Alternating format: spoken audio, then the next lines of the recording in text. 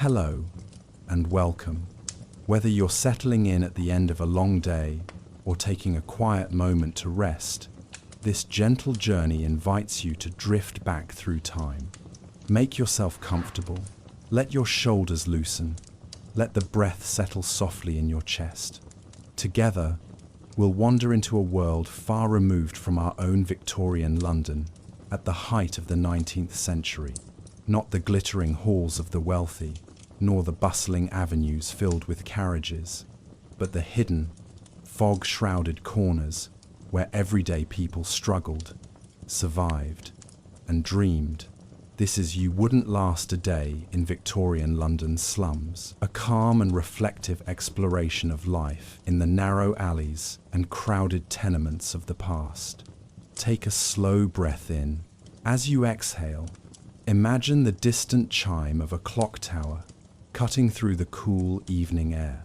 Feel the quiet hush of dawn mist settling over London's long, winding streets. Here, in this story, we aren't rushing through danger or hardship. Instead, we move gently, observing the rhythms of life with soft curiosity. We'll meander past rows of dimly lit windows, hear the faint murmur of families preparing simple meals, and watch coal smoke drift upward like a slow-moving cloud. We leave behind the noise of the modern world and step into a place where time moves at a different pace. Slower, steadier, almost dreamlike.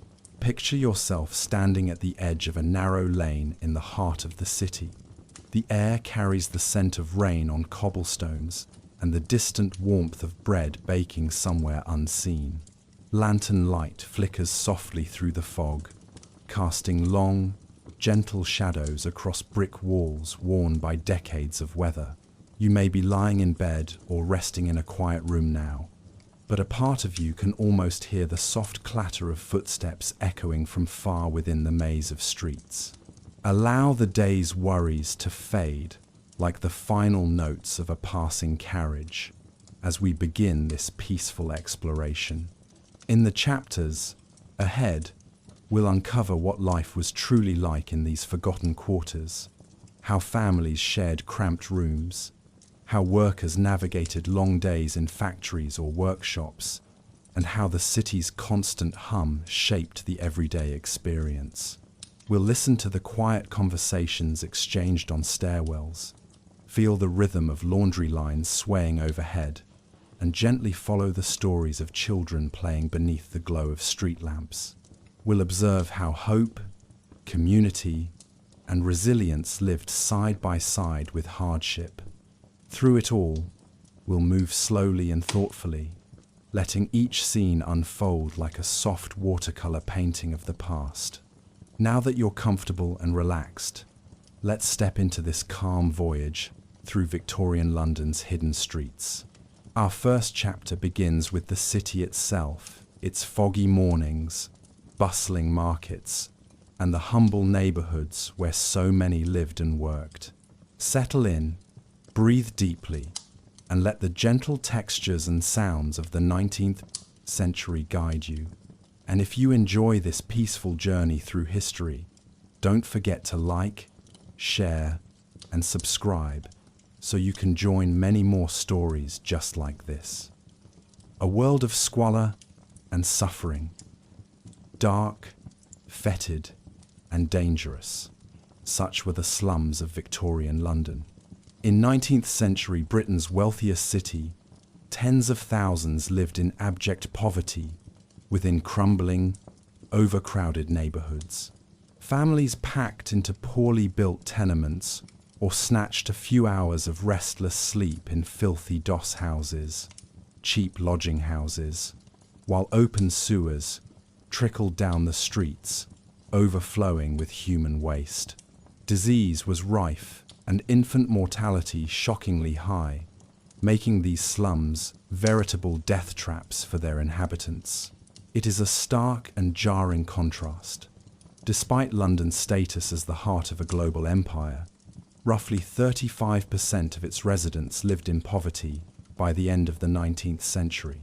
In these destitute quarters, Life was a daily struggle for survival, amid conditions most of us today would find unbearable. To truly appreciate how harsh life was for the Victorian poor, one must imagine stepping into their world. Picture yourself waking at dawn on a straw mattress blackened with soot in a cramped room you share with several other lodgers. The air is damp and foul-smelling. There is no glass in the small window, only rags, and last night's coal fire has left a sooty film on every surface. You cough as you inhale the heavy odor of mildew, sweat, and smoke. Outside, a baby is crying, and someone is already emptying a chamber pot out into the alley. This is not a nightmare or a scene from a horror novel. It is everyday reality in the slums of London's East End. C. 1850.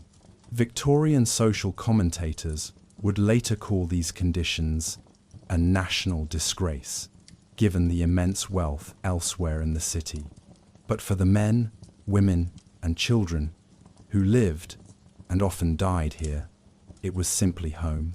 In the pages that follow, we will take an immersive journey through the worst of Victorian London's slums. This general exploration will remain immersive yet factual, drawing on historical accounts to illustrate the misery and peril that defined slum life. We will walk the narrow alleys and enter overcrowded tenements, observing how entire families existed in single, airless rooms. We will encounter the polluted environment, the soot-choked air, reeking rivers, and poisonous drinking water, and see how it bred epidemic diseases that swept through these neighborhoods. We will witness the rampant disease and malnutrition that led to high mortality, especially among infants and children. And we will visit the workplaces of the poor, dangerous factories, workshops, and streets where laborers toiled long hours for meager pay under perilous conditions. Throughout, the tone will be calm and measured, a somber, sleepy-eyed tour of a world of suffering. For this is a story best told with a whisper of empathy rather than a shout of outrage.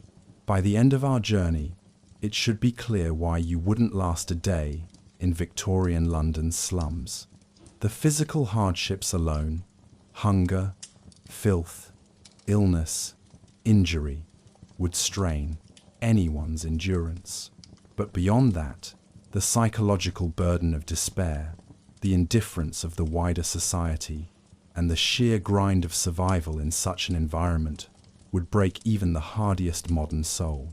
Let us now descend into the slum's depths and see, with our own eyes, aided by historical testimony, what made these places so hellish that they have gone down in history as London's homes from hell. Overcrowded tenements, cramped lives in rookeries. A Victorian engraving by Gustave Doré, 1872, depicts a crowded Whitechapel street, with residents of all ages packed into crumbling buildings. Such scenes of overcrowding and decay were typical in London's slum neighbourhoods. One of the first shocks upon entering a Victorian slum is the extreme overcrowding. Space was a rare luxury for the poor. Entire families, 6, 8, even 10 people, would inhabit a single tiny room, and multiple such families filled every floor of subdivided old houses. In the worst rookeries, an old term for slum districts, 30 or more people of all ages might live crammed into one room of a once grand house, now fallen to ruin. Privacy was non-existent. There were no internal partitions, so everyone ate, slept, and lived their whole lives in the same communal space. An observer described these hideous slums as acres wide in some places, and in others just crannies of obscure misery. But whether large or small, each was packed to bursting with human beings. How did it get this way? The Industrial Revolution drew huge numbers of migrants into London in search of work. The city's population exploded, tripling over the century, and housing construction simply couldn't keep up.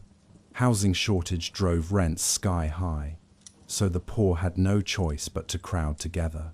Resourceful, and often heartless, landlords responded by subdividing every house into as many rental units as possible. Grand old Georgian or early Victorian dwellings were carved up into single-room flats and tenements for multiple families. Every nook, attics, basements, closets was rented out. Entire streets became swarming warrens of humanity, which contemporary writers likened to rookeries, referring to how rooks, unlike other birds, all nest together in a tangle, just as these tenants lived without separate quarters. According to one 19th century account, great wealth and extreme poverty existed side by side. A slums, overcrowded tenements might sit only a stone's throw from elegant mansions, separated by nothing more than a few streets, yet worlds apart in living conditions. Inside a slum tenement, conditions defied belief.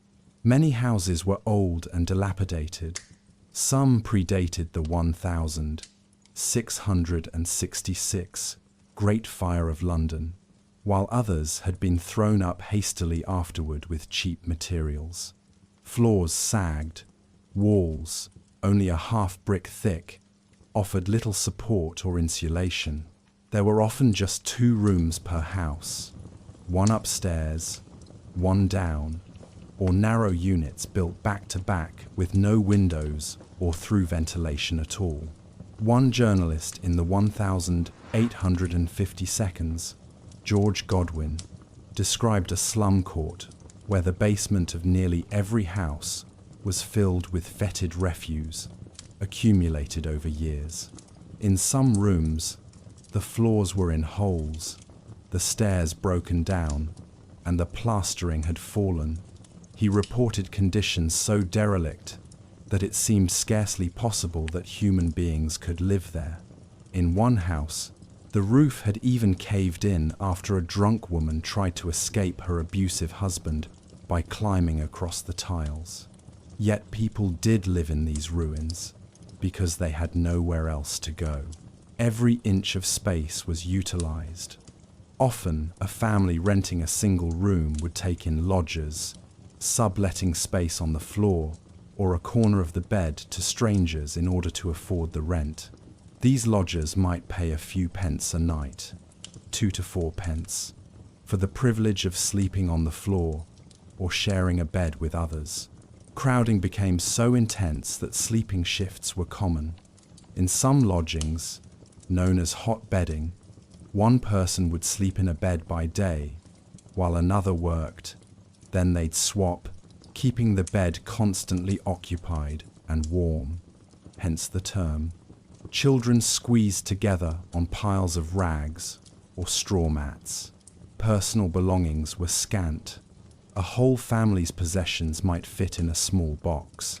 As one author vividly put it, hideous slums, some of them acres wide, some no, more than crannies of obscure misery, made up a substantial part of the city, with formerly grand houses now sheltering dozens of paupers apiece. Walking through a rookery like Street, Giles, or Whitechapel, one would see dilapidated buildings teeming with life. The buildings leaned at odd angles, some propped up with timbers. Windows were broken and patched with rags or paper. Rickety wooden galleries and staircases, sometimes shared by half a dozen adjoining houses, hung precariously at the back, often termed galleries or balconies, although Dickens famously described them as crazy wooden galleries, with holes overlooking the slime below. It was not uncommon to see such makeshift balconies literally collapsing under the weight of too many occupants. Charles Dickens, writing about Jacob's Island, a notorious slum, painted an unforgettable word picture. Rooms so small, so filthy, so confined, that the air would seem to be too tainted, even for the dirt and squalor which they shelter, wooden chambers thrusting themselves out above the mud and threatening to fall into it, as some have done. Every repulsive lineament of poverty, every loathsome indication of filth, rot, and garbage adorned these dwellings. This was no exaggeration.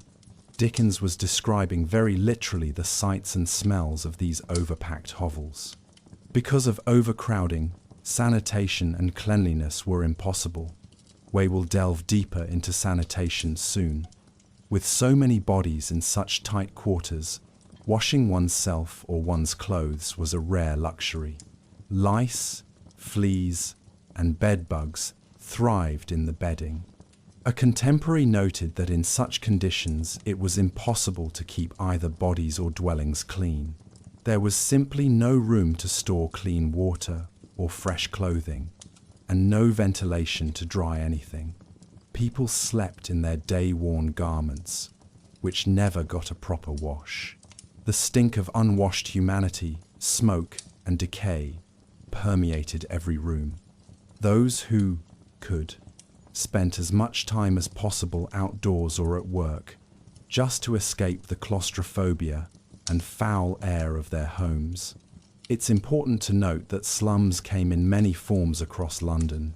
Some were the ancient inner-city alleys, like Street Giles Rookery in the West End, or the Devil's Acre by Westminster Abbey, medieval street plans that became packed with the poor. Others were hastily built shanty towns on the fringes. For example, places like Agar Town, near King's Cross, or the Potteries in Notting Hill, sprang up on undeveloped land and were built terribly from the start. Builders threw together flimsy cottages on short leases, sometimes as short as 21 years, using the cheapest methods: no foundations, dirt floors, thin walls, no sewers. These neighborhoods were slums the moment they were built, with zero infrastructure. Mary Bailey, a social worker in 1859, described one such area, the North Kensington Potteries, as a village not picturesque at all. There are foul ditches, open sewers, and defective drains, smelling most offensively.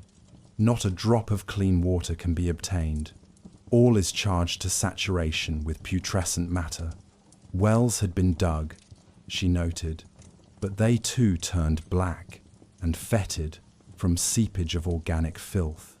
The very paint on the windowsills turned black from the sulphurous hydrogen gas belched by the muck. In these dismal shanties, nearly all the inhabitants looked unhealthy. The women especially complain of sickness and want of appetite. Their eyes are sunken and their skin shriveled. Overcrowding in such a place was deadly, trapping people in a toxic environment. London's East End, especially districts like Whitechapel, Spitalfields, and Bethnal Green, became a vast expanse of such overcrowded housing by the late Victorian era. Social investigator Charles Booth's famous poverty maps in the 1880 seconds shaded much of Whitechapel in dark tones, indicating very poor and vicious, semi-criminal classes living there. Street after street was filled with common lodging houses and tenements. Even where formal lodging houses existed, for example, registered overnight hostels for the homeless, they were grossly overfilled and underserviced, often lacking even basic toilets. Many homeless souls preferred to sleep rough on the streets rather than endure the suffocating crush and squalor inside these lodgings. To stand in a slum alley at midday was to be engulfed in a swarm of activity and noise. Hawkers crying wares, children bawling, adults quarreling or laughing harshly, perhaps a street musician playing. Looking up, you'd see laundry, what little was relatively clean, hanging on lines strung between buildings, fluttering above heaps of refuse. Looking around, you'd notice the pallor and thinness of most residents, the mark of chronic undernourishment and bad air. The sheer press of humanity was overwhelming. One could scarcely imagine finding a quiet or private moment in such a place. This loss of privacy and dignity was one of the profound psychological stresses of slum life. Victorian commentators were aghast that in rookeries, people lived without separate living accommodation for each family, likening it to animals in a common pen. The rookeries violated every ideal of Victorian domesticity. No cosy hearths or orderly households here, just a mass of desperate people jumbled together.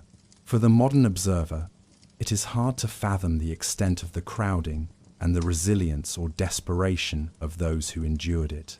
After a single visit to an overcrowded slum house, one journalist wrote that the experience smells of heaps of rotting cabbage leaves and oyster shells. It tastes of dust and sickness. The sensory assault was unforgettable, and yet this was normalcy for a large underclass of Victorian Londoners. As we continue, keep in mind this oppressive physical environment, the lack of space, air, and solitude. It was the backdrop for all the other miseries we will explore, from disease to labour. Caged in these teeming tenements, the poor faced daily trials that would test anyone's health and sanity. With that scene set, let us step further into the muck, quite literally, by examining the sanitation nightmare that made these slums not just unpleasant, but lethally dangerous. Filth and foul air, sanitation, nightmare in the slums. Death himself rows a boat on the polluted Thames in an 1858 Punch cartoon titled The Silent Highwayman. The great stink of that year made the river's filth undeniable, as the cartoon grimly jokes, "Your money or your life," implying that failing to invest in sanitation would cost lives. Slum dwellers lived with such foul waters and toxic air every single day. If you were to spend any time in Victorian London's slums, the stench and filth would likely overwhelm you before anything else. The sanitation conditions were, in a word, atrocious. Modern sewage systems did not serve these neighbourhoods for most of the 19th century, and basic public services like garbage removal were minimal. As a result, the slums were drowning in their own waste. Refuse and excrement accumulated in yards, alleys, and even inside the buildings where people lived. 1,849 description of a London slum street in Bermondsey, south of the river, is especially horrifying. There was an open tidal ditch running through the street, into which all the drains and sewers emptied. This ditch was the only source of water for the inhabitants, and that water was the colour of strong green tea, described a journalist. In fact, it was more like watery mud than muddy water. He watched in horror as drains and sewers emptied their filthy contents into it. We saw a whole tier of doorless privies in the open road, common to men and women, built over it. We heard bucket after bucket of filth splash into it. This was not an isolated hellhole. Many slum areas had similar arrangements, where raw sewage flowed in the open.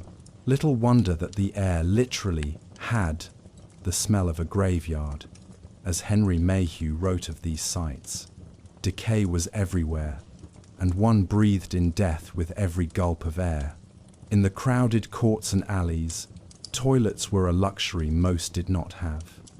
A few houses might share a single outhouse, privy, basically a hole or cesspit, which often overflowed. Earth closets, latrines over pits, were common, but they were rarely emptied or cleaned. The poorest simply relieved themselves wherever possible. It was said to be often easier to defecate in the streets, over gratings, or in hidden corners, than to attempt using the filthy, crowded privies provided to the poor. The result can be imagined: human feces on the street, or in heaps in alleys, trodden underfoot, and eventually washed by rain into the same water sources people drank from. Slum streets had an unmistakable odor of human waste, and urine soaked into the soil or ran along the gutters. Even Victorian observers, used to generally less sanitary cities than we have today, were struck by the nauseating filth of these quarters. There was no running water in these homes. At best, an entire court or tenement block might share a single water pump or standpipe, public spigot. People queued up with buckets to draw water when it was working. In many areas, the pumps tapped into wells that were badly situated, often too near overflowing cesspits or graveyards, leading to contamination. As Mary Bailey noted of the Potteries slum, wells have been sunk, but they have become useless from organic matter soaking into them. In some cases, the well water was reported as perfectly black and fetid. One can imagine the desperation of thirst that would make a person drink such water, and yet many had no choice. The alternative might be paying a water seller for a bucket from elsewhere, which few could afford, or collecting rainwater, scarce in summer, in dirty containers. So, polluted water was consumed daily, with dire consequences we will soon see when discussing disease. Waste disposal in general was haphazard. There were no regular trash collections for slums in the mid-1800s. Rubbish, food scraps, ashes, broken tools, old clothes, usually ended up just piled in yards or against alley walls. Residents tossed their garbage onto the street or into the Thames if nearby. Pigs or rag and bone men occasionally scavenged some of it. What remained rotted where it lay. Rotting organic matter bred swarms of flies in warm weather and added to the evil smells. Vermin thrived. Rats as big as kittens rummaged through the heaps of refuse and nested under floorboards. In one notorious case, a baby left unattended was said to have been partially eaten by rats in a Whitechapel slum. Whether apocryphal or not, such stories reveal how people at the time perceived the slums as overrun by vermin and danger. The rivers and waterways of London were an extension of this filth. The River Thames, which flowed through the heart of the city, was essentially an open sewer by the 1,840 and 50 seconds. All of London's waste, human, animal, industrial, found its way into the Thames, either directly or via its tributary streams and drains. For slum districts near the river, this was especially problematic.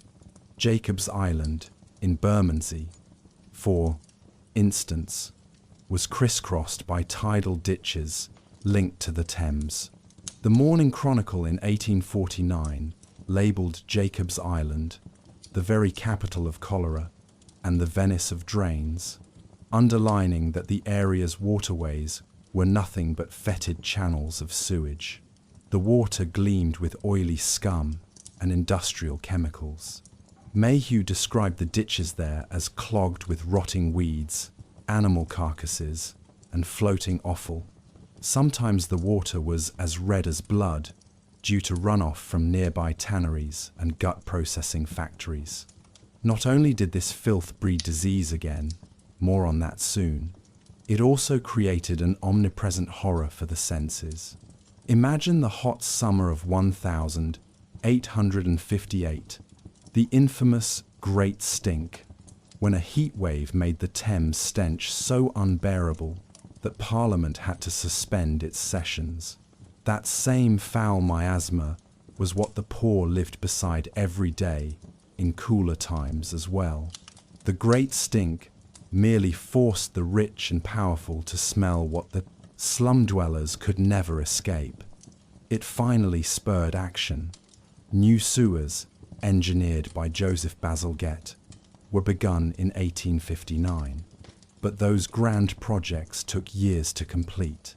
Throughout most of the Victorian era, slum residents lived amid raw sewage and foul water that would turn anyone's stomach.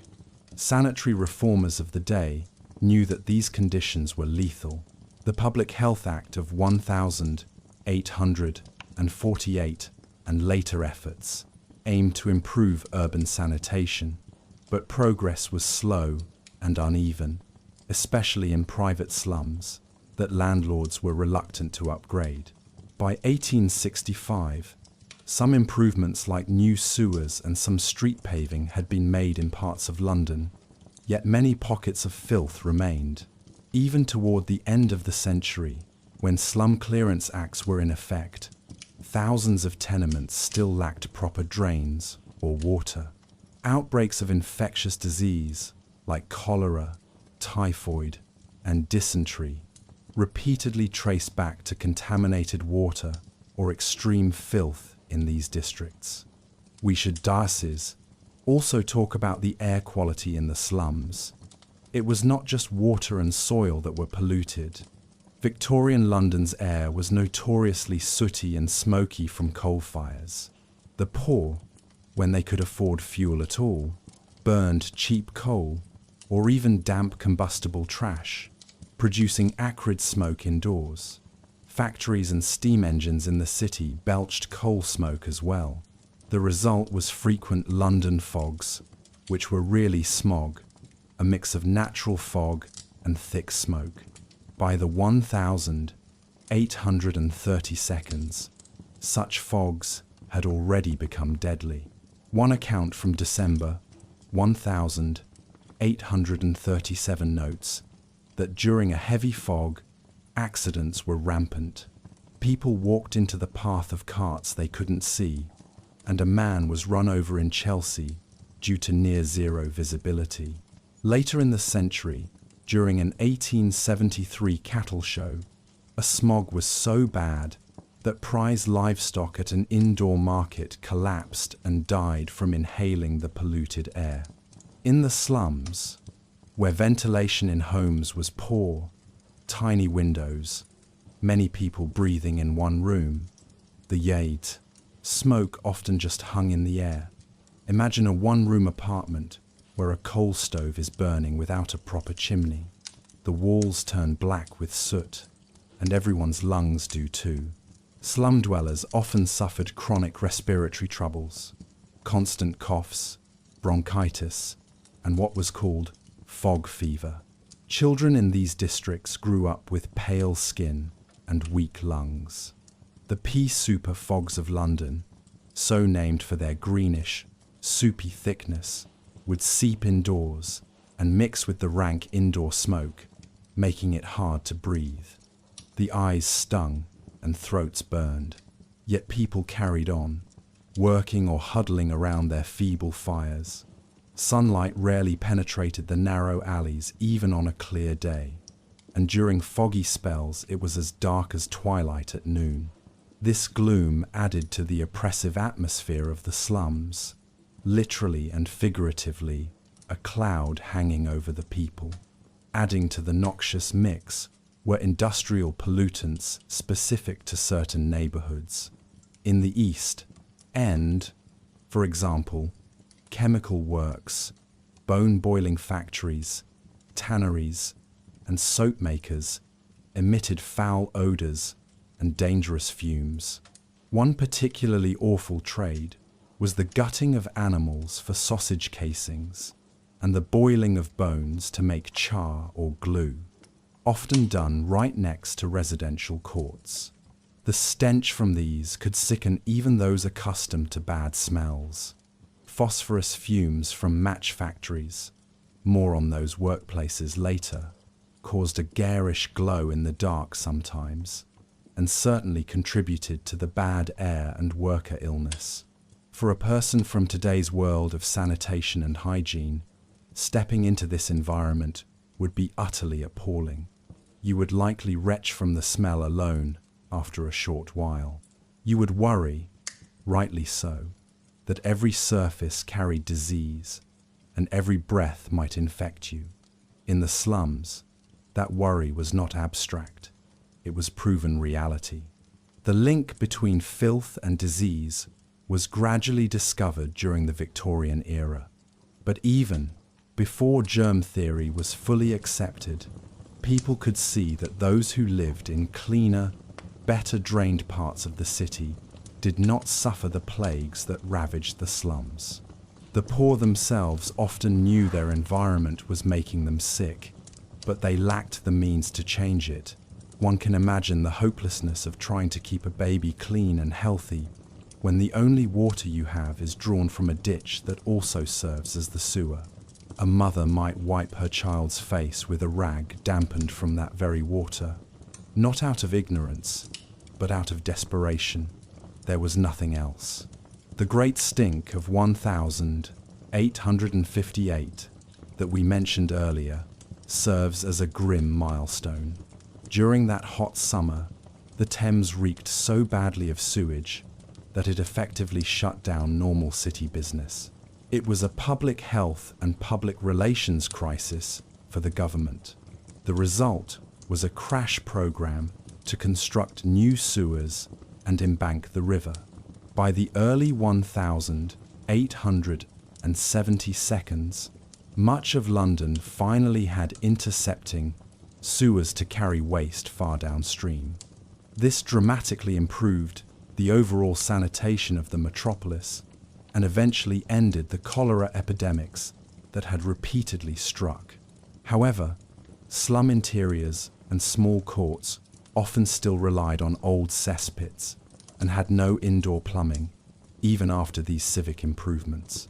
So while the river became cleaner, or at least less immediately toxic, the day-to-day sanitary situation inside the slums remained dreadful for decades.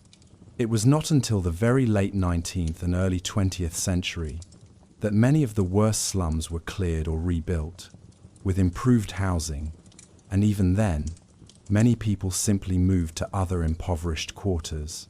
In summary, the Victorian slums presented a perfect storm of unsanitary conditions, contaminated water, rampant garbage, human and animal waste in the open, unventilated and smoky dwellings, and poisoned air and soil.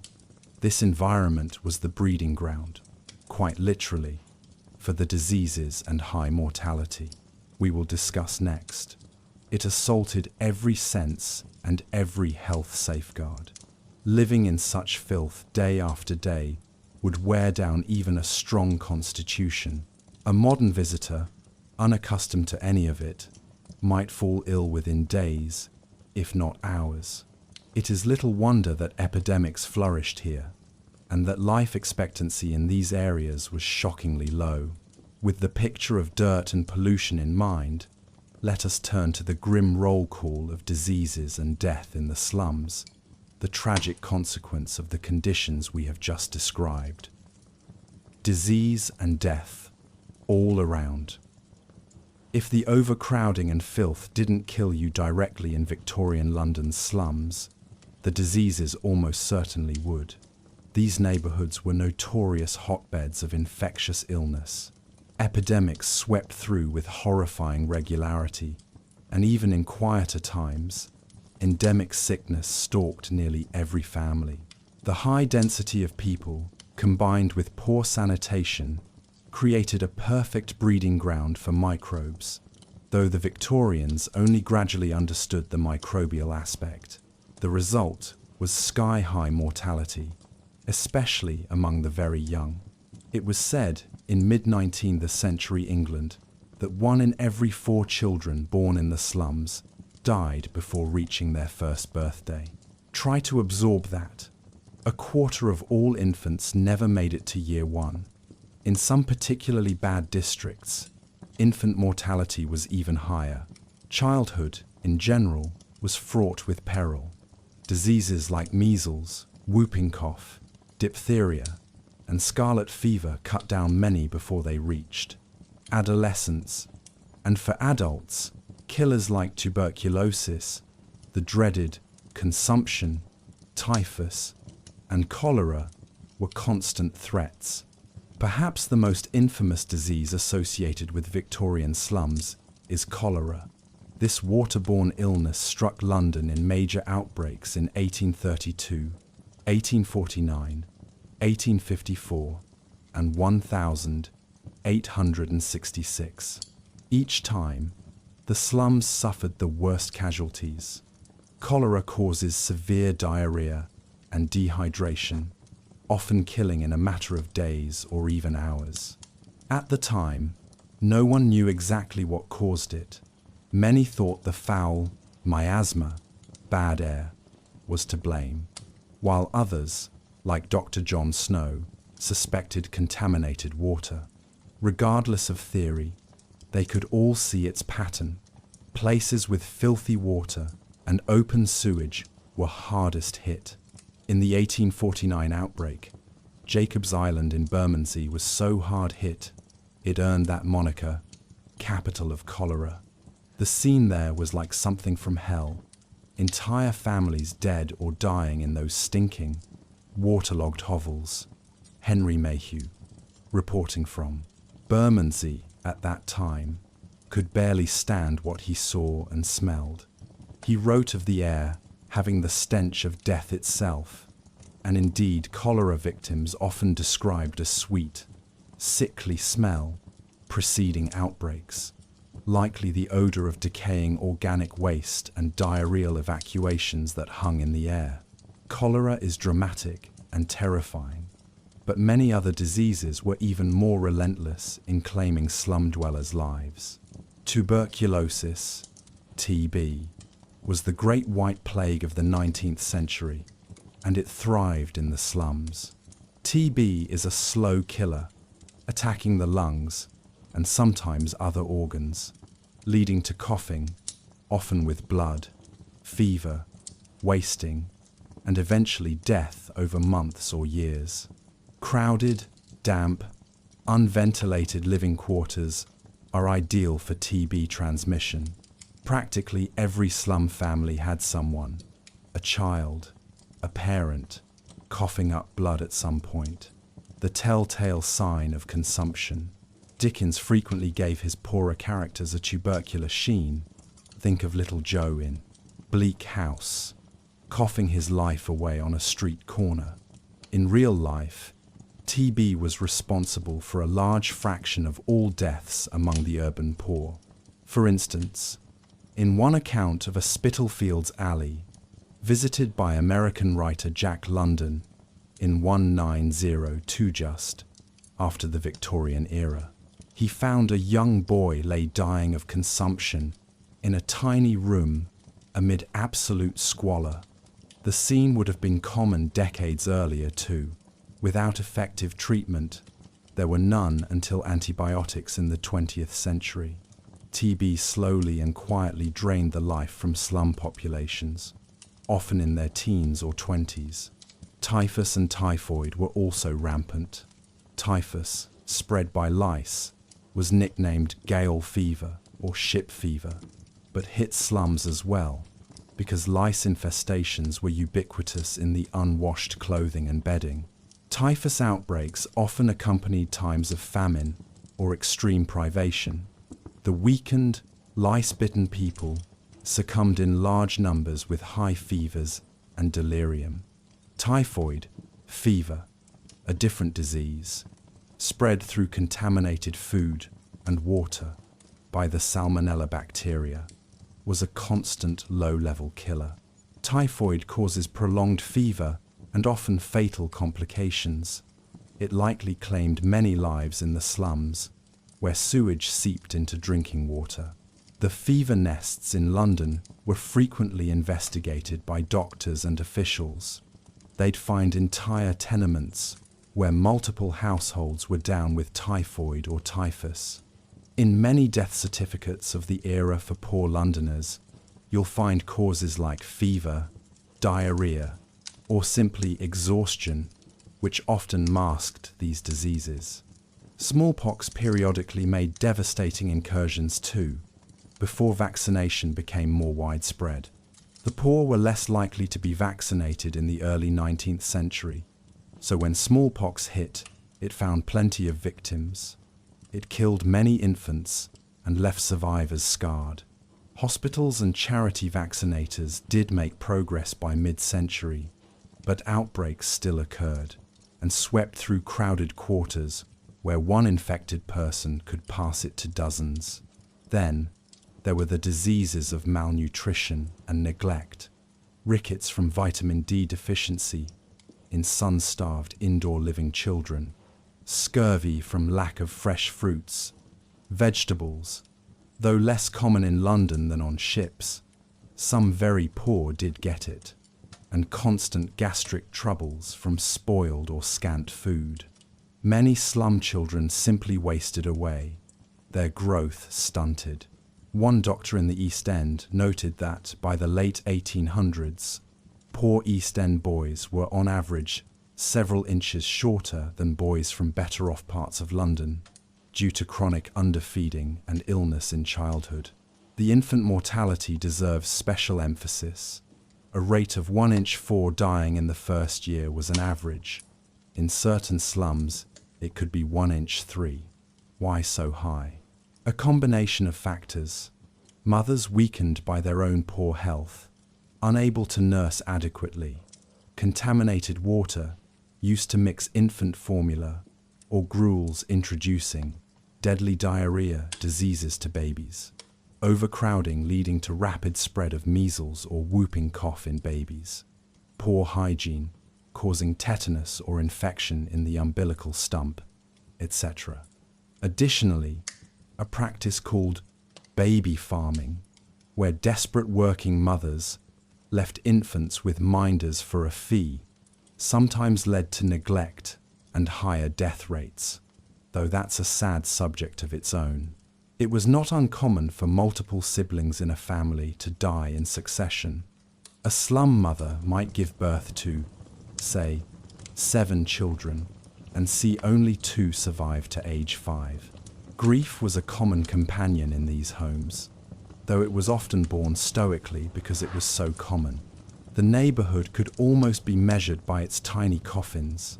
Undertakers in Whitechapel and Bethnal Green did a brisk trade in child-sized caskets.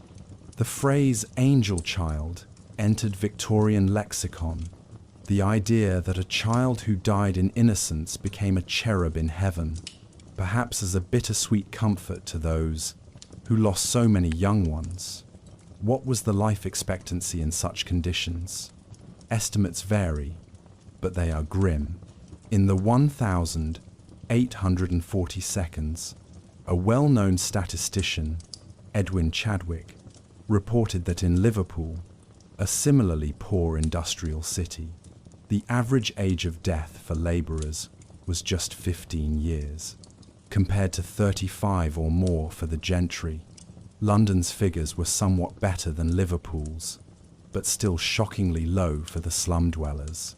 It's said that around 1,840, if you lived in a crowded city neighbourhood of London, your average lifespan might be in the mid-20 seconds, whereas someone in a rural village might expect to live to 45 or 50. This doesn't mean everyone dropped dead at 30. Rather, the high infant and child mortality pulled the averages down. But even those who made it to adulthood in the slums often did not survive past middle age. Old age was a rarity in the worst slums. Many would perish in their 40 seconds or 50 seconds, if not well before, from cumulative illnesses and sheer wear and tear on the body. For example, take the cholera outbreak of 1000 866 inches, East London. It killed over 3,000 people, mostly in the overcrowded Limehouse and Poplar areas, in just a few weeks. Charles Dickens, commenting on the chronic state of these districts, angrily remarked that the ongoing neglect of the East End poor was nothing short of wholesale murder. This quote encapsulates the growing outrage of some Victorians that so many lives were being lost needlessly. The government's failure to provide clean water and decent living conditions was, to Dickens and others, a crime. Disease in the slums was not just a personal tragedy, it was a spectre that haunted daily life. People lived with the constant background knowledge that death could strike their family at any time. A minor scratch could turn septic. A cold could become pneumonia. There were few doctors willing to venture into slum areas, and fewer poor folks who could pay them.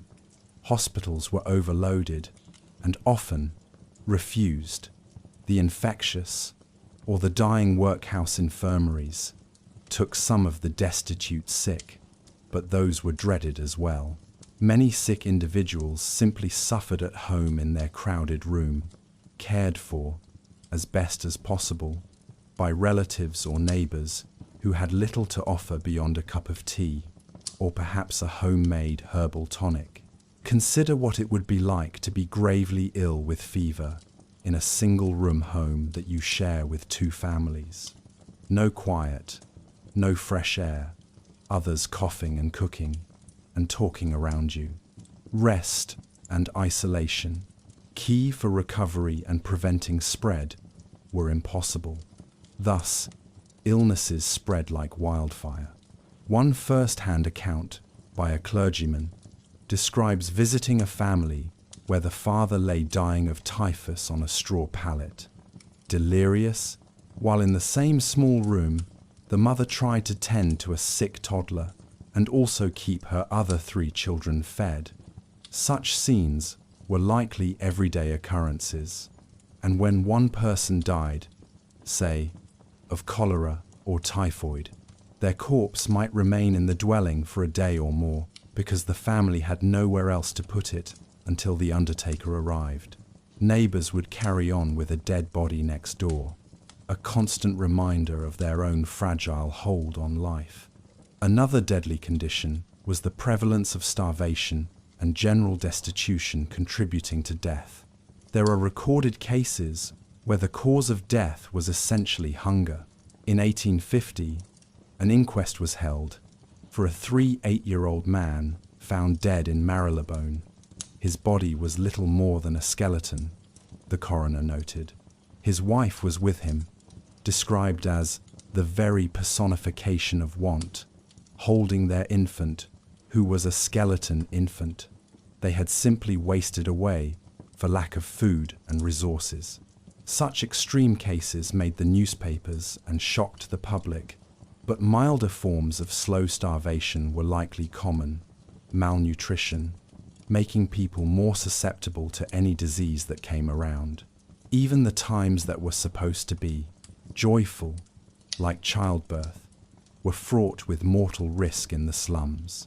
Many women died in childbirth, or shortly after puerperal fever. A bacterial infection after delivery ran rampant in unsanitary conditions. Orphans and half-orphans were thus numerous, often adding to the throngs of homeless children on the streets. We will speak more of children soon. Lord Shaftesbury, in 1848, estimated there were more than 30,000 naked, filthy, roaming, lawless, and deserted children in and around the metropolis. Such children, lacking shelter and care, often succumbed to disease or injury as well, truly among the most vulnerable. In some, death was an intimate and frequent visitor in Victorian slums. Funerals, usually very modest, sometimes paupers' funerals paid by the parish, happened with numbing regularity. Churchyard cemeteries in city parishes were crammed full by mid-century. to the point they too became public health hazards, leading to the opening of new, large cemeteries outside city centre. Some slum residents had burial societies or small insurance policies to ensure they weren't thrown in a mass grave, but many ended up in common graves anyway. It is heartrending to think that for many poor Victorian mothers, every pregnancy came with a likely outcome of a tiny coffin. To bring a bit of personal perspective, imagine you are a child in Whitechapel in 1880. By age 8, you have seen your baby siblings die one after another. You have seen neighbours taken out, pale and wrapped in sheets, to the undertaker's cart. You might even have helped your parents carry a coffin. The spectre of death is normalised. This kind of childhood trauma and constant bereavement weighed heavily on the living. People coped through community support, neighbours helping each other, through religion and belief in a better afterlife, and sometimes through numbing vices like alcohol. But the toll was immense. Thus, "you wouldn't last a day" is almost literal. When it comes to disease, a single sip of contaminated water, a night among cholera-stricken neighbours, could indeed be enough to seal one's fate if unlucky. Even if you avoided acute illness, the chronic assaults, bad nutrition, bad air, exhausting labour would grind you down. The high mortality rates and miserable living standards in Victorian slums were no accident. They were the predictable outcome of the conditions society allowed to persist. Only belatedly did reforms and improvements start lowering these death rates toward the end of the 19th century. But for the majority of the Victorian era, for millions of London's poorest, life was truly nasty, brutish, and short. Having explored how environment and disease curtailed so many lives, we now turn to another aspect of slum life that made it almost unendurable: the work that people did, or scavenged, to survive. The dangerous working conditions of the 19th century compounded the miseries of home life. In the next section, we will walk into the factories, workshops, and streets where slum dwellers toiled, and see how making a living could be deadly in its own right. Dangerous work and exploitation, earning a crust in hellish conditions. Life in the slums was not only about surviving disease and filth at home, it was equally about surviving the workplace, if you were fortunate, or unfortunate, enough to have work. Victorian industrial and urban jobs were notoriously hazardous, and the poorest had almost no protections. Child labour was rampant, wages were pitiful, hours were brutally long, and safety regulations were virtually non-existent for much of the century. To put bread on the table, slum dwellers took on work that often injured or killed them slowly, if accidents or illness didn't kill them first. For many, it was a grim choice: endure deadly work or face starvation. We will now venture into some of these workplaces and street occupations to understand just how dangerous and soul-crushing they could be. One of the iconic figures of Victorian child labour is the chimney sweep boy. These were often little children, some as young as 5 or 6, sent climbing inside narrow chimney flues to scrape soot. In the slums, it wasn't uncommon to see an undersized, sooty-faced boy being led by a master sweep at dawn, off to clamber through pitch-black, dust-choked shafts. These children frequently got stuck, suffocated, or burned if a fireplace was lit below by mistake. They also suffered horrendous abrasions and deformities from crawling in unnatural positions. Climbing boys, as they were known, sometimes died of chimney cancer, scrotal cancer, in young adulthood due to prolonged soot exposure. The pay for this deadly work was meagre, and went mostly to their master. While legislation, in theory, outlawed using small boys in chimneys by mid-century, enforcement was lax, and the practice continued illicitly for years. A child from the slums could easily have been sold or apprenticed into such a life, essentially a slow, torturous death sentence disguised as a job. Slum children and women also worked in factories and workshops under atrocious conditions. By age 8 or 10, many children were expected to contribute to the family income. They might wind up in a textile mill, more common in northern England, but London had small sweating factories for weaving, match factories, etc., or in a workshop at home. In one stark account, American journalist Jack London described a sweating den in Frying Pan Alley, Spitalfields, a small room where 20 people were crammed around a large work table doing shoemaking with barely space to move. The stairway up was foul and littered with refuse, and a boy lay dying of consumption in the corner as others stitched away. This was not an official factory.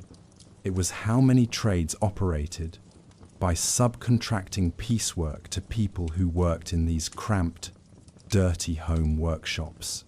The air would be thick with dust from cloth or leather, no proper light, and the workers, often whole families, toiled from early morning till late night to earn a few shillings a week. Exhaustion and poor posture led to injuries and lifelong ailments. For those in actual factories, conditions could be equally dire. Consider the match factories of the East End, such as the famous Bryant and May factory in Bow. The workers were mostly young women and teenage girls from the slums. They worked from about 6:30 a.m. to evening, standing all day dipping matchsticks into toxic white phosphorus. The factory owners imposed strict rules and fines. A girl could be fined for talking, or even for having dirty feet, as many worked barefoot. The worst horror they faced was phossy jaw, a grisly industrial disease caused by chronic phosphorus poisoning. The symptoms began subtly: toothaches, perhaps some swelling of the jaw. But then the jawbone would literally begin to die and rot, often glowing greenish in the dark from the phosphorus. Pieces of bone, described as the size of peas, would work their way out through abscesses in the gums. Victims suffered excruciating pain, their breath and discharges stinking so badly that even their loved ones struggled to stay near. Ultimately, parts of the jawbone would be destroyed, leading to horrific facial disfigurement, and in many cases, death from infection or organ failure. Rather than address the cause, factory bosses often just fired any girl who showed a swollen face to avoid having to report a phosphorus case. Some women had all their teeth pulled preemptively, without modern dentistry's pain relief, in hopes of avoiding phossy jaw, as it often started in an infected tooth. But this was no guarantee. The women were essentially disposable labor to these companies. In June 1888, the matchwomen finally struck in protest, in part prompted by Annie Besant's exposé, White Slavery in London, describing their plight. But before that collective action forced some changes, generations of match workers had literally sacrificed their health and faces to make cheap matches. Another hazard for slum workers was dangerous machinery in factories such as mills, metalworks, and printing presses. Gears and belts were exposed. Accidents were common. There are accounts of children in cotton mills in other cities losing fingers or scalps to machines. In London, similar accidents happened in smaller workshops. A poignant example: at Bryant and May, one girl was fined for adjusting a machine that was about to cut her hand. She was told, "Never mind your fingers, and to prioritize the machinery. Shortly after, another girl did get her finger sliced off by that machine, rendering her unable to work and leaving her penniless. There was no compensation for such injuries. A crippled worker often ended up a beggar, or in the workhouse, coal gas works, shipyards, iron foundries. London had these industries too, often staffed by casual labourers from the slums. Work in gasworks, producing town gas from coal, meant handling red-hot coal and retorts in intense heat, with fumes that blackened the lungs. Men often died young from respiratory ills or simply were crushed or burned in accidents. At the docks, longshoremen faced dangers, lifting heavy cargo, no modern cranes for many tasks, and many a man was maimed by falling crates or pulled into the river and drowned during loading accidents.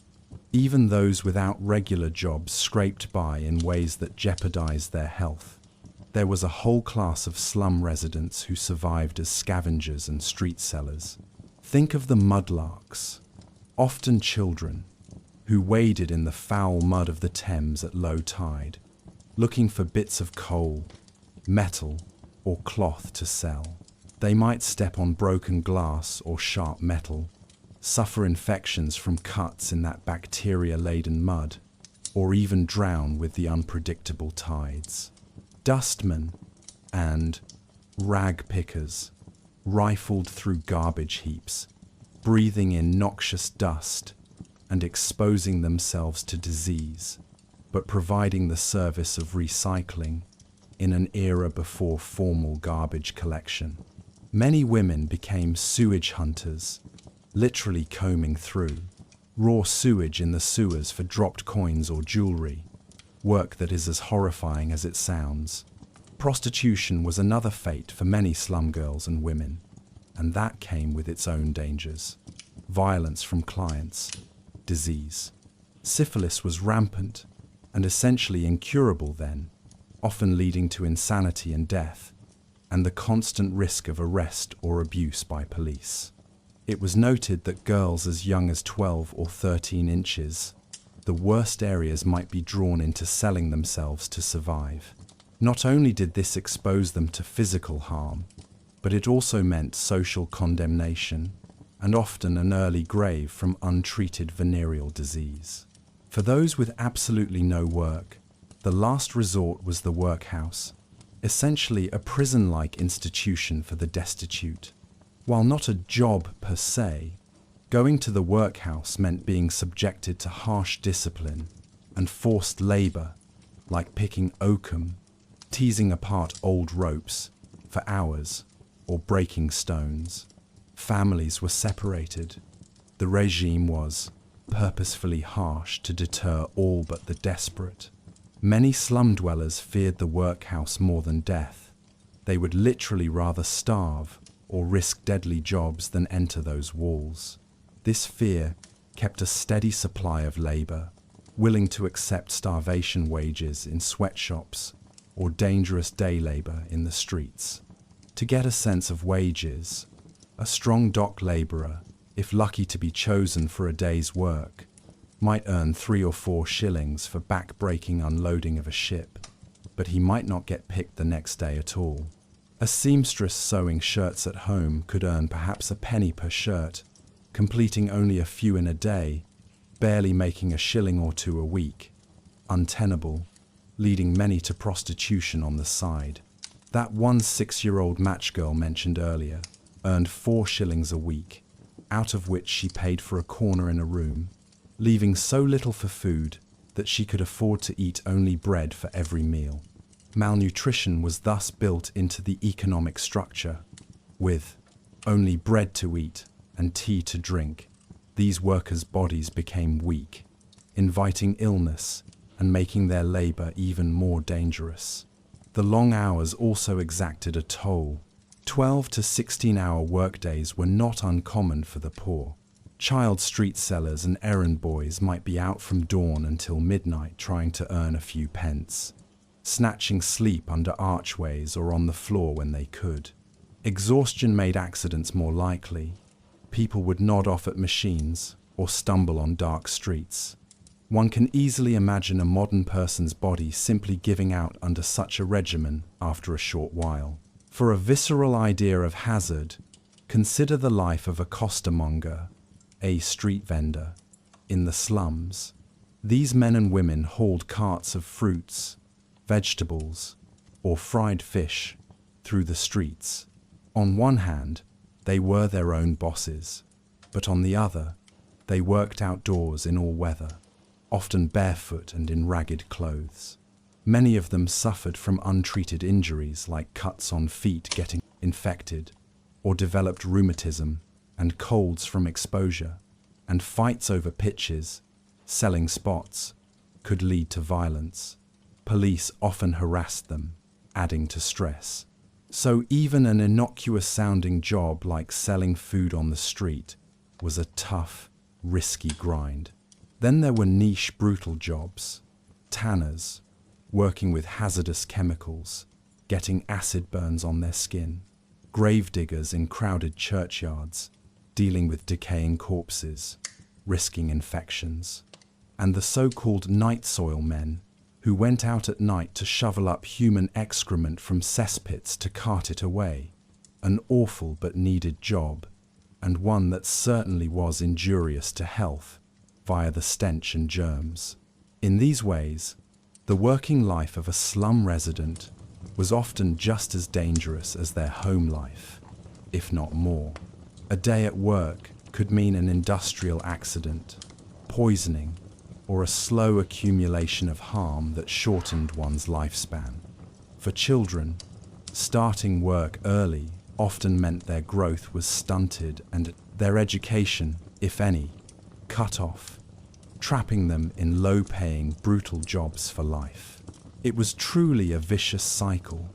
Growing up in slum conditions made you more likely to be weak or ill, which made you fit only for the worst jobs, which in turn made you weaker or sicker. Some reformers of the era were outraged by these conditions. The Factory Acts gradually improved things like child labor hours and safety guards on machines.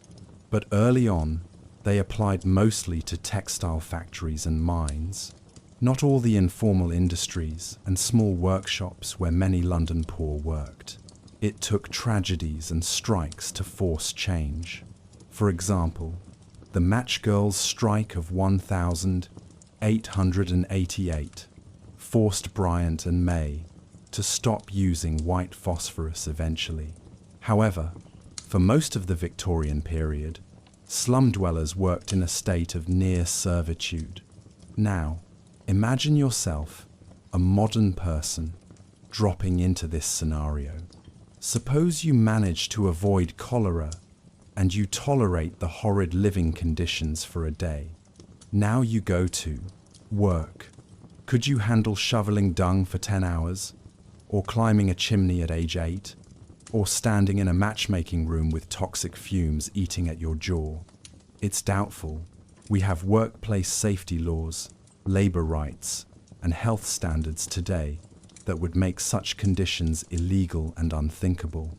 But in Victorian London slums, that was just Tuesday. The strength and desperation of these workers is both admirable and heartbreaking. They did what they had to do to survive, but at enormous personal cost. In some, the dangerous working conditions were another key reason why someone wouldn't last in this environment. Even if disease spared you, your job might maim or kill you, or grind you down slowly. Now, having painted a picture of home and work life, let's not forget the human element amidst all this misery. How did people live day to day, beyond just work and illness? In the next section, we will explore the daily life and routines in the slums, from morning to night, to see how individuals and families coped, and what a day in the life might really entail in these conditions. Daily life in the slums. a struggle from dawn to dusk. How did people go about their day-to-day life in Victorian London's slums? Thus far, we have examined the static conditions, overcrowded homes, filthy environment, disease, and dangerous work. But to truly immerse ourselves, let's reconstruct what a typical day might be like for someone trying to survive in these neighborhoods. The tone here will remain calm and narrative, like a guided walk alongside a slum resident, observing the routine of hardship that was their normal life. Despite everything, life had to go on. Meals, mager as they were, had to be prepared, children tended, errands run. There were brief moments of respite or socializing amid the struggle. Let's imagine the journey of a single day, understanding that for many, every day was the same battle against hunger, dirt, and despair. Morning, pre-dawn. In the slums, the day often began before sunrise. Crammed in a tiny room with your family, and perhaps a lodger or two, you'd be woken not by an alarm clock, but by the sounds and smells of others stirring. Perhaps the baby starts whimpering with hunger, or an elderly grandparent coughs chronically in the corner. The room is cold. The fire went out overnight, and there's no coal left to rekindle it yet. You can see your breath as you sit up on your straw mattress. If you're lucky, you weren't sharing that mattress with bedbugs. Unlikely. You probably were, as most bedding was infested. You reach over sleeping bodies to find a jug of water, only to remember it's empty. Someone will need to fetch water from the pump on the street. There's little light, maybe a bit of grey dawn filtering through the rag-stuffed window pane. You dress in whatever clothes you have, the same ones you wear every day, perhaps patched and threadbare. If you're a child, maybe you have no shoes and your feet feel the chill of the bare floorboards. If you're an adult heading to work, you try to shake off the fatigue of too little sleep. Cramps of hunger might already gnaw at your stomach if last night's supper was scant. The first order of business is often to use the privy. If one exists, you slip outside to the yard, perhaps stepping over others who slept on the floor. The yard privy is shared by dozens of people. It's basically a wooden seat over a pit. The smell hits you, even in the cold air. You relieve yourself quickly. There's no paper. You might use a bit of rag, or just nothing. Often these privies are so foul that many prefer the bucket and chuck it method, using a chamber pot or bucket indoors at night, and then emptying it in the morning. Indeed, as you step back in the alley, you see a neighbor tipping a slop bucket full of urine and feces into the gutter, or maybe into the open sewer ditch nearby. This was routine. One Victorian report vividly mentioned bucket after bucket of filth being tossed each morning into the street's open drain. By now, others in the house are up. Perhaps someone manages to light a small fire with kindling to boil a bit of water. Fuel is precious, but a bit of hot tea can make the difference on a cold morning. Tea, weak and without milk usually, was the breakfast drink of the poor, often the only thing warm they consumed all day. If you have a crust of bread, that's breakfast. Children might get a dab of dripping fat on bread if extremely lucky, or maybe nothing but the warmed tea.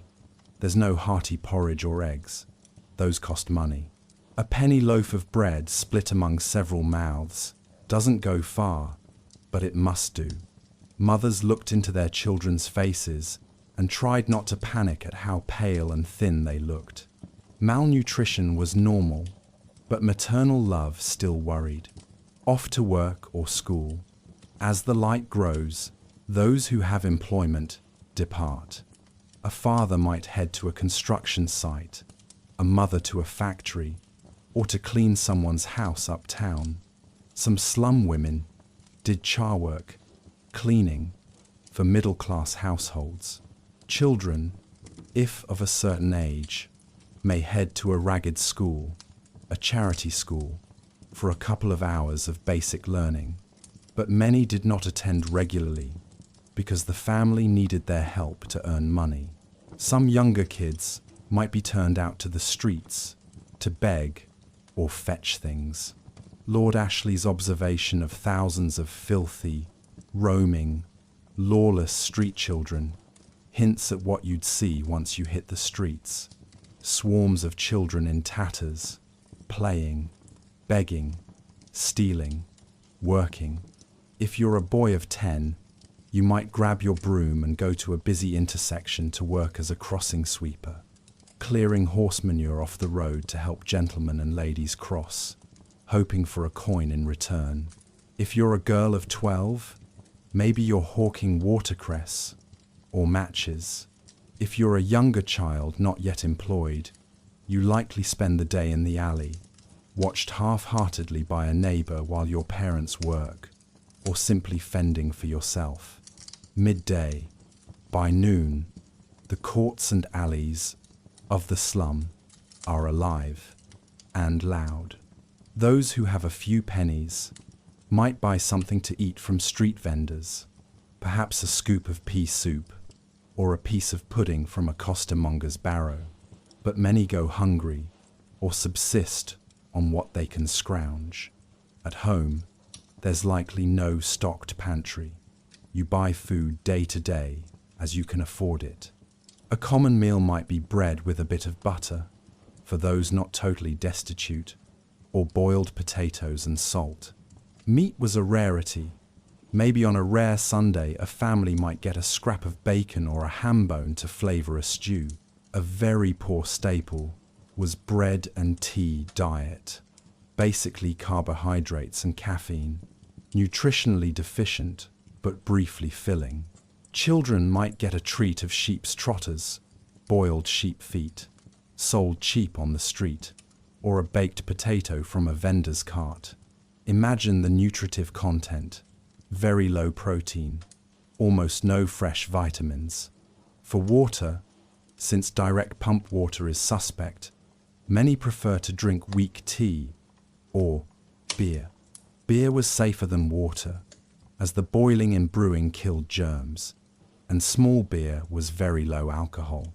Gin was the curse of some slum dwellers, the cheap escape, available in dozens of gin shops that dotted Whitechapel and Street Giles.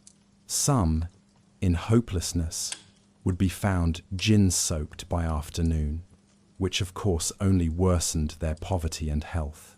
The famous image of Gin Lane by Hogarth, 1751, earlier than our era, but still resonant, depicted slum dwellers, neglecting children and dying in the street under gin's influence. By Victorian times, gin was still a scourge, though perhaps not as pandemic as earlier. But pubs were busy places even midday, with labourers spending a few hard-earned pennies on a pint to dull their hunger. Meanwhile, if you're not working, say you're a slum housewife or an older person, midday might mean chores. But think of what chores are in a slum. Laundry, for instance, is incredibly difficult without running water.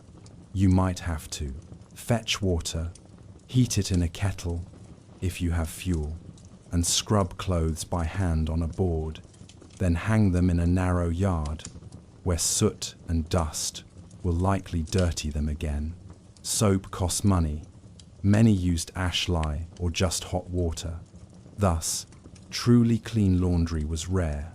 Many simply wore their clothes threadbare and dirty. House cleaning was nearly impossible, with dirt floors or decayed plaster everywhere. You'd sweep if you had a broom, but where to sweep the dirt? Likely into the street. Every surface was coated with grime from coal smoke. Getting it off was futile without proper supplies. Afternoon sights. If you walked through a slum in the afternoon, you'd see a kaleidoscope of struggling humanity. Children with swollen bellies from malnutrition playing in the gutter. An old woman, perhaps one of the crawlers, destitute who are too weak to work, sitting on a step with a blank stare or begging hand. Mayhew in his reports often talks to such figures. One such woman told him, "I cannot endure this awful idle life. I'd rather my hands be cut and sore from work than swollen and red from exposure." A poignant sentiment from someone forced into begging. You might pass a group of costermongers, loading their barrows, with refuse to sell. The smell of fried fish might mix with the stench of sewage from the gutters. There could be a fight brewing outside a gin shop, or a crowd gathered around a ballad singer or street preacher delivering a fervent sermon about salvation. Slums were vibrant in their own rough way. A kind of street culture thrived with music, bawdy jokes, and constant interpersonal dealings. Yet underlying it all was misery.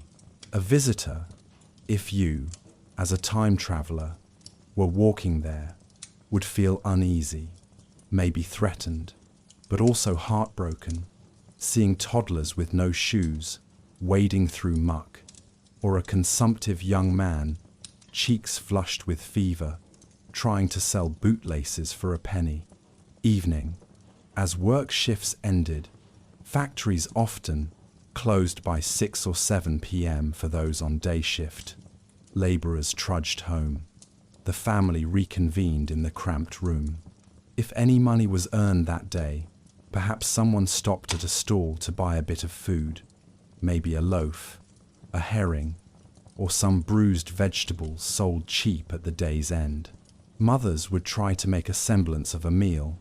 A common dish in East End was a sort of stew or pea soup, or if they had flour and dripping, a plain pudding. The hearth might be lit if fuel was available, but often it was not. In winter, the cold was extreme inside these uninsulated walls. People kept their coats on indoors. They huddled together for warmth at night. Many slum dwellings were described as damp as the grave, moisture-breeding mold on the walls, giving children the rickets and coughs. As darkness fell, the only light might be a dim oil lamp or candle, which could barely pierce the gloom, and was another expense. So often they just sat in darkness. In such conditions, what did people do in the evening? There was little in the way of leisure or hobbies for the very poor. Often, they simply talked or quarrelled. Overcrowding meant that domestic fights were public. Neighbours heard every word through paper-thin walls. Alcohol often fueled evening altercations. Victorian accounts frequently mention drunken husbands beating wives, or brawls spilling into courtyards. Not everyone was violent, of course. Many families were hard-working and tried to maintain decency despite hardship. Some might sing old songs or lullabies to soothe crying babies.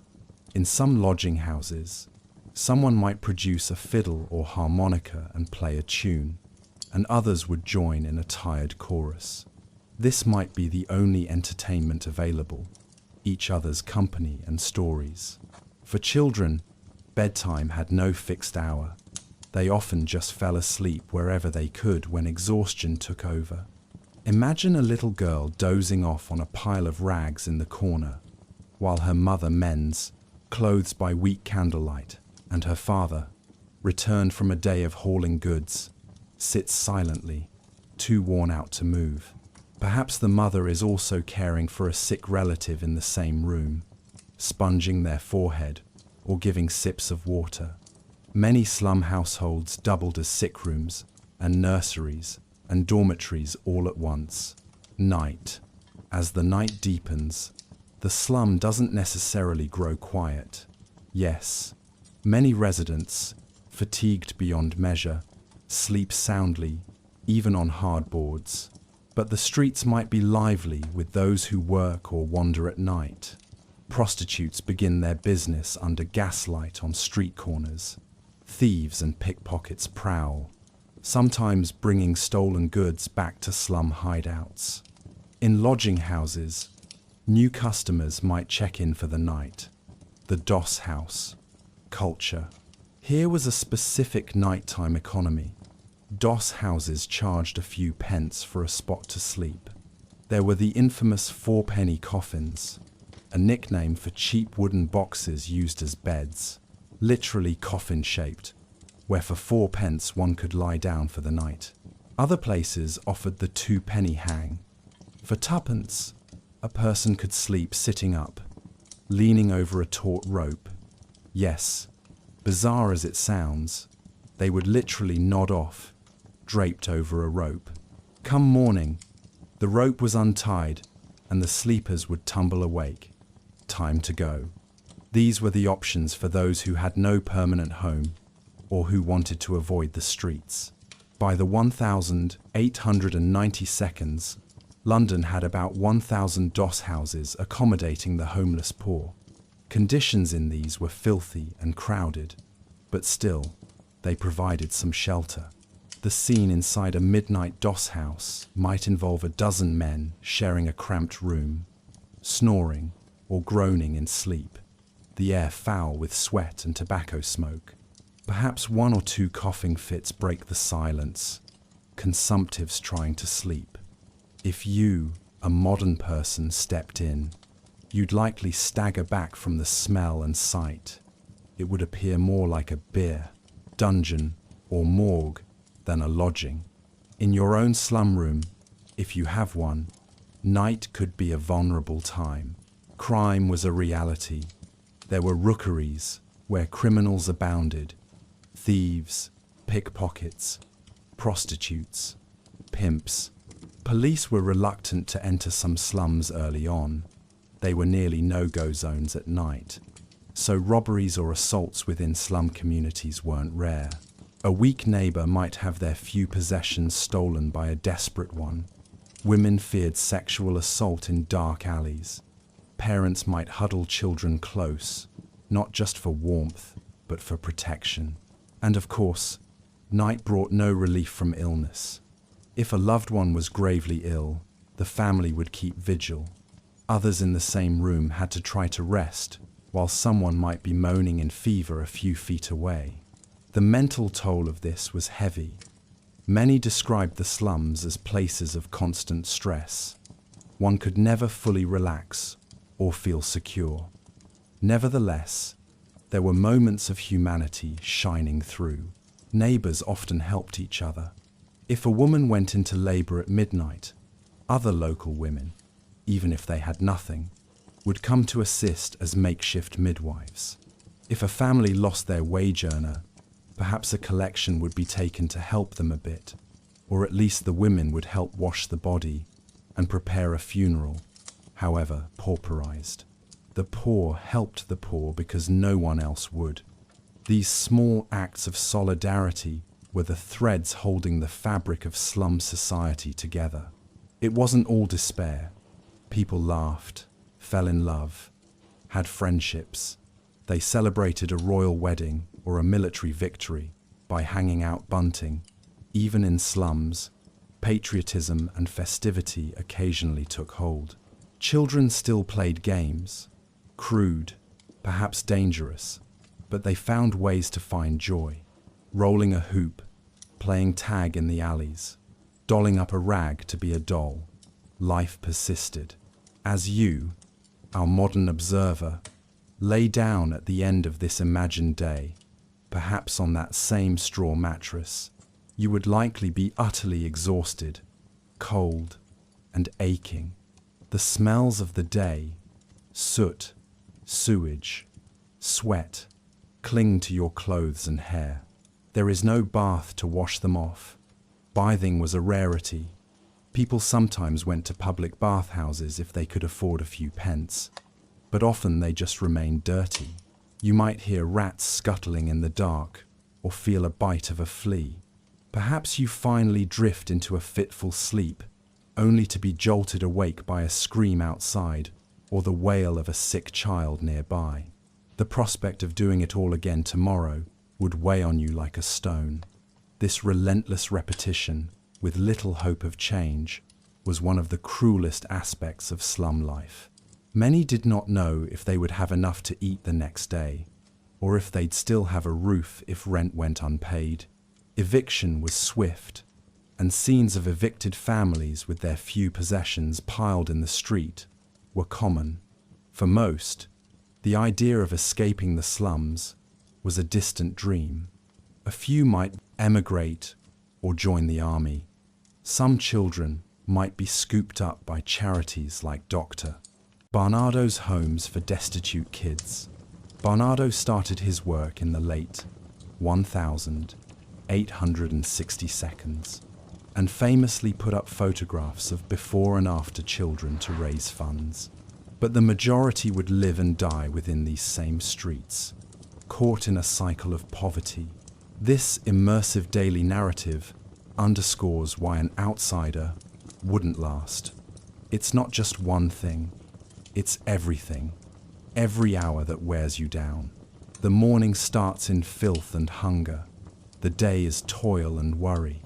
The night is cold and noisy, and there is scant relief or comfort. Modern life, with its conveniences and safety nets, has nothing that truly compares to that grind. Even our worst days likely have more security and physical comfort than a routine day in Victorian slums. Having journeyed through a notional day, we have essentially covered a lot of ground regarding conditions. To complete our exploration, it is worth looking briefly at how society eventually responded to these horrors, the reforms and changes, as well as reflecting on the remarkable endurance of those who lived it. We will conclude with that perspective and draw together the reasons why the Victorian slum was a place most of us could not endure even briefly. Society's response and the end of the slums, a glimpse of hope. It would be a bleak tale indeed if we ended without noting that Victorian society did, eventually, take action to improve these conditions.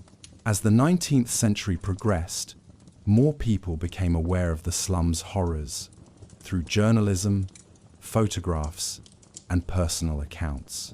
The disgust and pity that these revelations aroused led to social reform movements.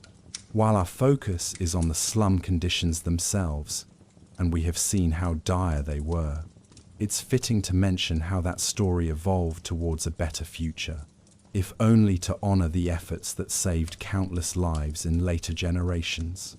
The mid to late Victorian period saw a burgeoning of philanthropy and activism targeting slum poverty. Individuals like Lord Shaftesbury, mentioned earlier, campaigned for child labour laws and ragged schools. Others, like Florence Nightingale and William Rathbone, pushed for nursing and health improvements for the poor. Evangelical figures established ragged schools, free schools for sad, poor children, and soup kitchens. Dr. Thomas Barnardo opened homes for orphaned and destitute children, rescuing many from starvation or exploitation. These efforts, though sometimes limited in reach, did offer lifelines to some slum inhabitants. Perhaps most impactfully, the government slowly entered the fray. The Artisans and Labourers Dwellings Improvement Act of 1875 empowered local authorities to clear slum areas deemed too unhealthy. Following this, the Metropolitan Board of Works and later the London County Council undertook clearances of some of the worst rookeries. Places like Flower and Dean Street in Spitalfields, a notorious thieves' den, and Old Nickel in Bethnal Green were razed in the 1892. In their place, the first model housing projects were built. For example, the Boundary Street Estate opened 1900, where Old Nickel had been. These were clean brick tenements with courtyards, plumbing, and ventilation. a world apart from the rookeries they replaced.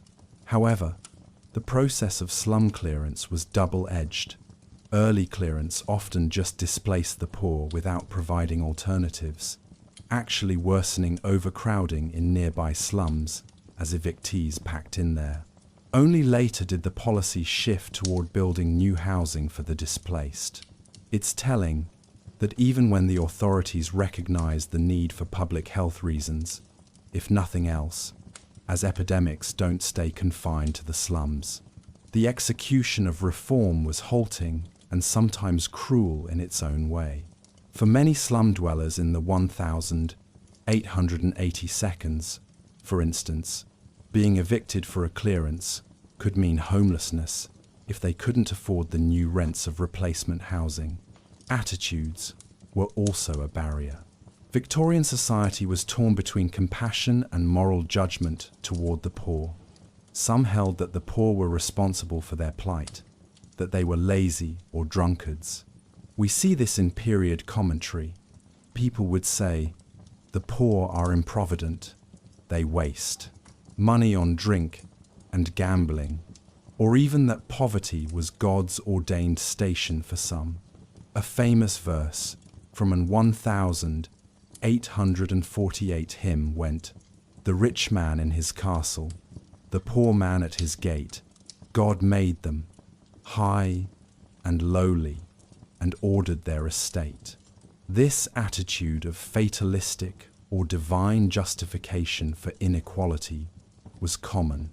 It hindered willingness to spend public funds on improving slum conditions. Only gradually did the narrative shift to one of social responsibility, that a great nation should not allow its people to live in such degradation.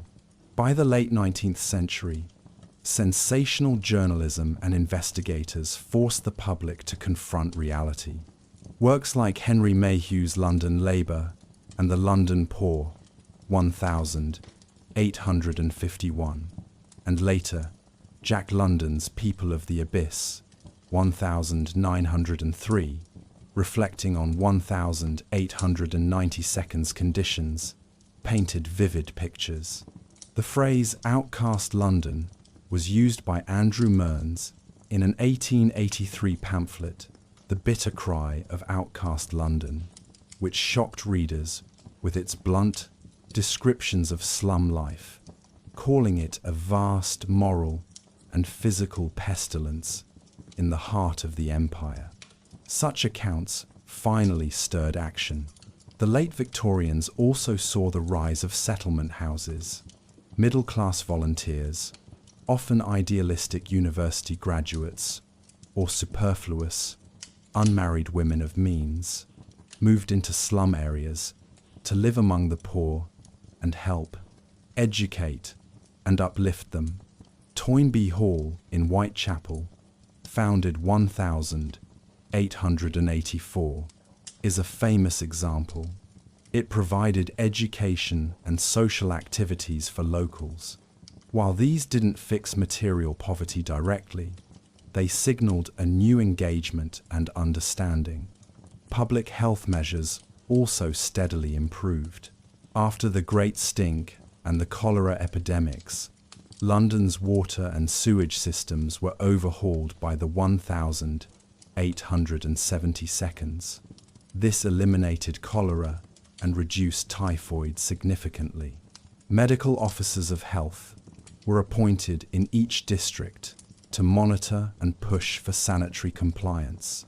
Gradually, privies were replaced with proper flush.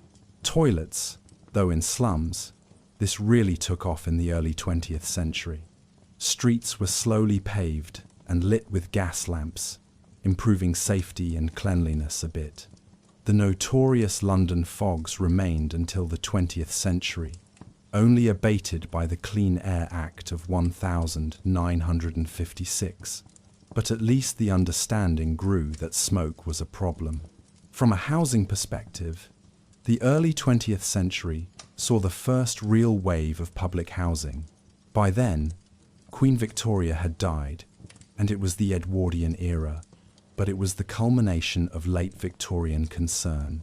The London County Council built some estates and philanthropic trusts, like the Peabody Trust, founded 1862 by American banker George Peabody, built blocks of cheap flats with decent facilities, reserved for the working poor.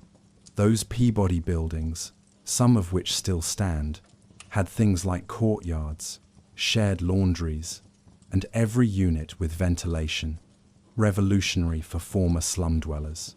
Of course, not everyone could get in. There were often moral criteria. They preferred the deserving, working poor, not the destitute or undesirables. Still, it was a start of rehousing people into humane conditions. As a result of all these efforts, by the early 1900s, life in the slums was beginning to improve modestly. The worst rookeries were gone or going. Child mortality was dropping, slowly, but dropping, and social safety nets were slowly being conceived, like the introduction of some old age pensions, etc., right at the century's turn. But these improvements were too late for the generations that lived and died in 19th century slums. Now, why have we recounted this epilogue? Partly to highlight that the situation, as awful as it was not permanent or natural. It was addressable, and it was addressed when enough people cared, and the political will was mustered. But also to underscore the central theme. For decades on end, millions endured conditions that are almost unthinkable to us now. The key points we set out to explore: overcrowding, pollution, disease, dangerous work, were all interconnected in creating high mortality and miserable standards of living. With hindsight, we see clearly that an average person from a developed country today likely wouldn't last a day in those conditions without significant shock. Our bodies and minds are not acclimated to that level of hardship. Even Victorian reformers themselves sometimes tried to experience it. There were cases like wealthy individuals slumming, going undercover in slums, in the 1880 seconds. They often emerged traumatized by even short exposure to the filth and vice they encountered.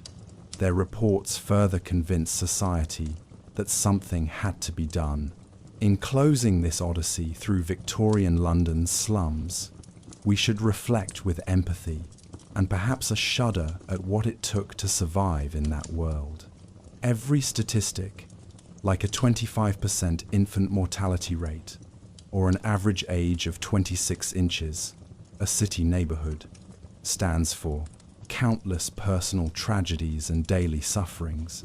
Yet, amidst all that, human spirit did persevere. People formed communities, celebrated small joys, and hoped for better.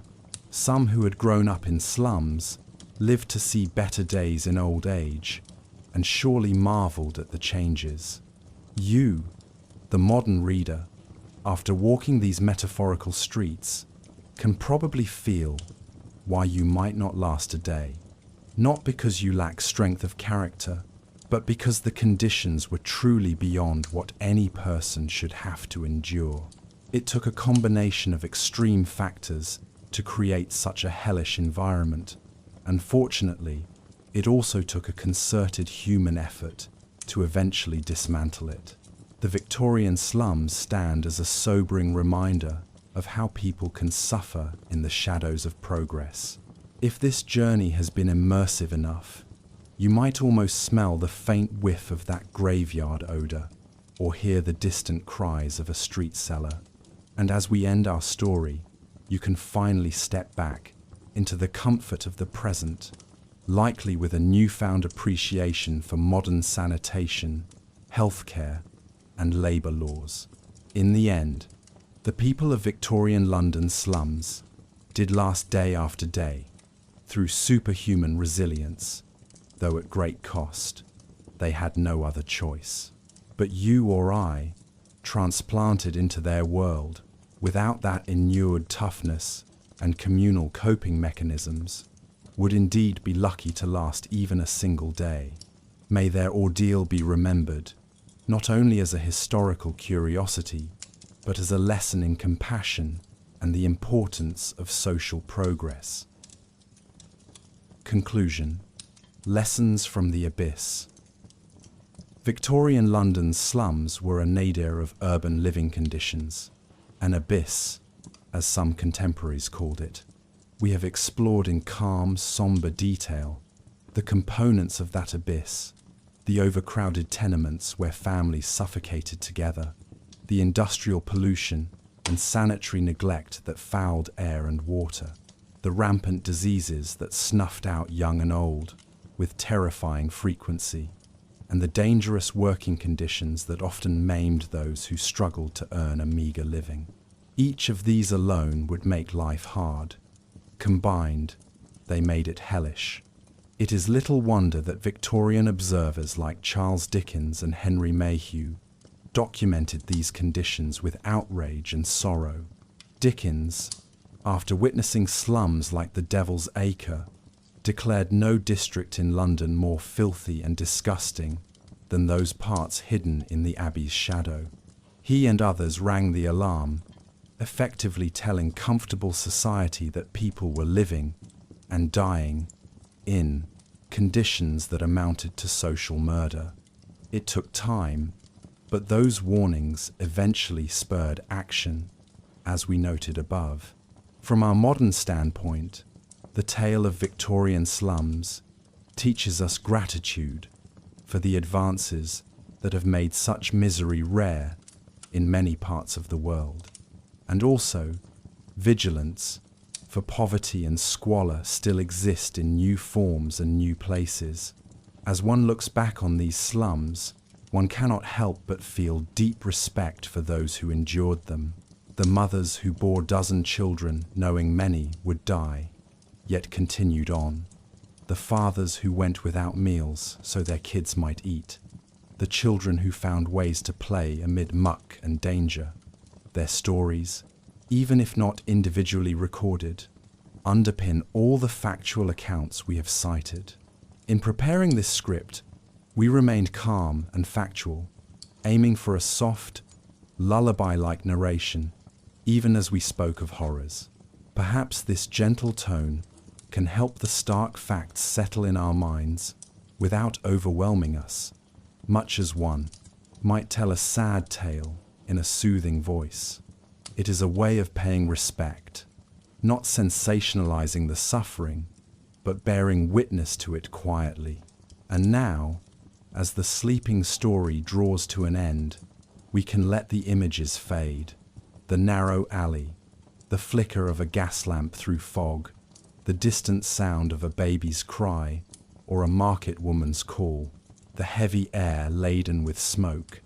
Imagine closing a door on those scenes, leaving behind the chill and grime. Tonight, you lie in a clean bed, in a warm room, perhaps after a decent meal. Such simple comforts would have been the wildest luxury to a family in the old Nickel or Street Giles rookery. Contemplating that contrast might fill you with a quiet gratitude and a poignant sadness for those long gone. History has many dark chapters, but also the silver linings of learning and improving. The slums of Victorian London eventually gave way to better housing and a better city, in large part because society collectively said, "We must do better. This cannot continue." You have travelled back in time through imagination and research. Now return to the present, carrying with you the empathy and knowledge gained. And perhaps, as you drift to sleep, spare a thought for those souls who once struggled in the gloom of the past. Their silent endurance has not been forgotten, and in remembering, we ensure that such conditions hopefully never return. Sleep now, in safety and warmth, ever mindful how precious those things truly are.